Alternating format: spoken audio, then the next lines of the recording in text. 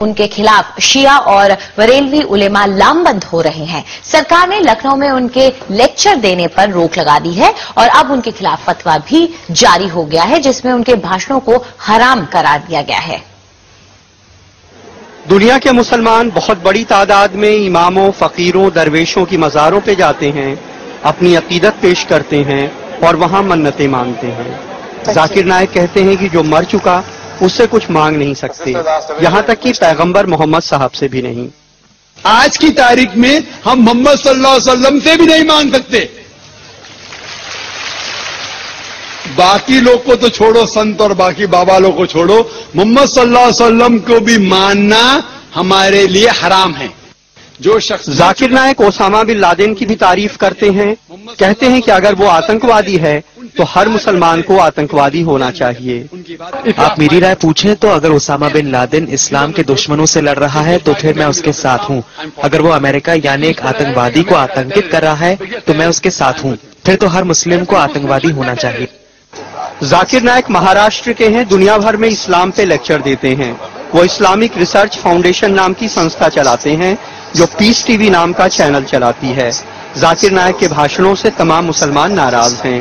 وہ مزاروں کو مٹی میں ملانے کی بات کرتے ہیں، محمد صاحب سے بھی منت مانگنے کے خلاف ہیں کیونکہ وہ مر چکے ہیں۔ وہ امام حسین کے قاتل شاسک یزید کی بڑائی کرتے ہیں۔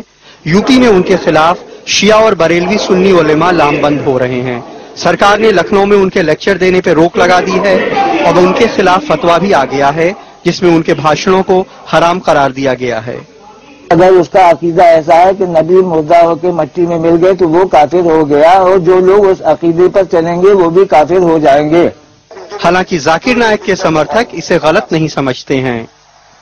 پوری دنیا میں مسلمانوں ہی میں الگ الگ عقیدے کے لوگ ہیں، ہر آدمی اپنے عقیدے کے حساب سے بات کہتا ہے اور ہم یہ سمجھتے ہیں کہ اس کو بات کہنے کا حق ہے۔ لیکن یہ حقیقت ہے کہ ذاکر نائک کے بھاشنوں نے مسلمانوں کو دو گٹوں میں بانٹ دیا ہے۔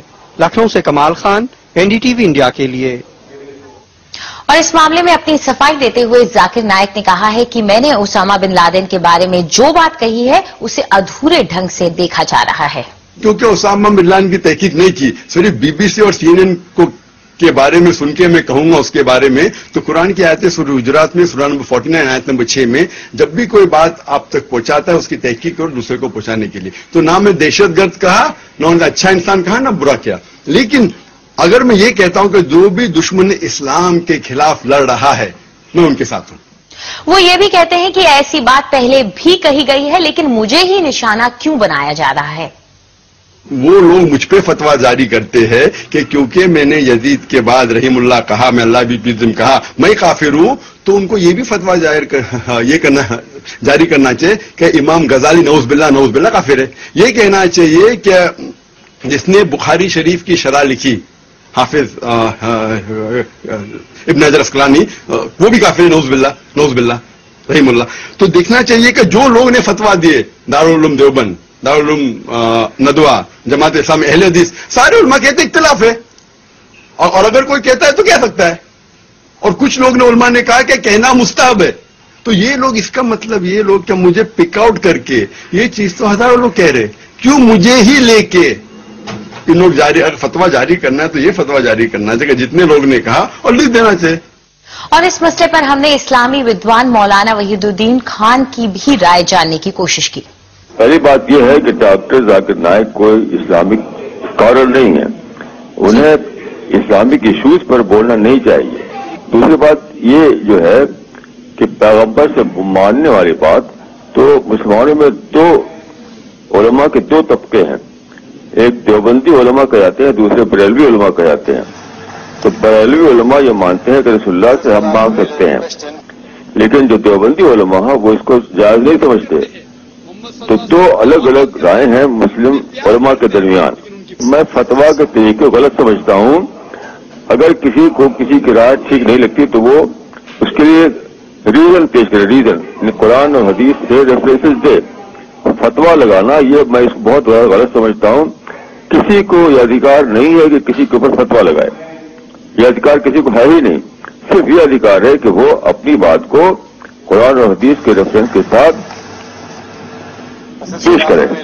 جو اسلام کا نام لے اس کو संयम ही बरतना चाहिए, चाहे उसके अपनी राय से अलग दूसरी कोई राय पेश कर रहा हो। यानी इस्लाम में तो बहुत ज्यादा संयम बरतने पर ध्यान दिया गया, बहुत ज्यादा। तो जो लोग संयम न बरते हैं, फतवा लगाने लगे, वो खुद भी गलत है। वो वहीं इस्लामी मामलों की जानकार और पत्रकार सादिया दहलवी ने कहा कि जाकिर नाइक के ऊपर इस तरह की लगाम लगाना जरूरी है। फतवे का तो मैं नहीं जानती कि फतवा देना चाहिए, ये तो उलेमा ही बेहतर जानते हैं, लेकिन मैं ये जरूर कहूंगी कि ये एक बहुत अच्छी बात है और बहुत पहले उलेमा को कौम को जाकिर नायक की बातों से, इनकी भाषणों से आगाह कर देना चाहिए था, एक्सपोज कर देना चाहिए था।